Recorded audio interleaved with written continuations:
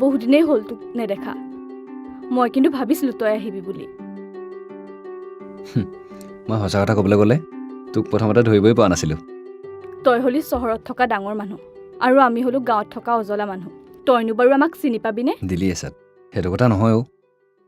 মই তোক লগ পাম বুলি ভবাই নাছিলোঁ আকৌ।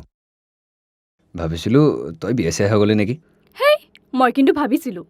কেনেকৈ? যাৰ প্ৰতি ভাল ভাৱ থকা যায় তেওঁৰ বাবে আত্মবিশ্বাসেৰে অপেক্ষাও কৰা যায়। মানে তই কি বুজাব বিচাৰিলি? মোৰ কি তোৰ প্ৰতি ভাল ভাৱ নাই? সেইটো কথা কোৱা নাই নহয় মই। তোৰ চাগে মনত আছে আগতে যে আমি এদিনো দেখা দেখি নোহোৱাকৈ থাকিব নোৱাৰোঁ আৰু দেখা দেখি হ'লে যে আমাৰ কাজিয়া হয়। কমখন বাহানা কৰিছিলি নে তহঁতৰ ঘৰলৈ যাবলৈ?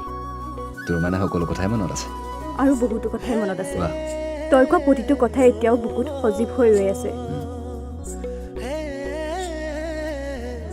মা দেউতা নোহোৱাৰ পৰা সকলোবোৰ কিবা খেলি মেলি হৈ গ'লো। ঘৰখনত কিবা অকলে থাকিবলৈ মনে নাযায়। উদং উদং লাগে।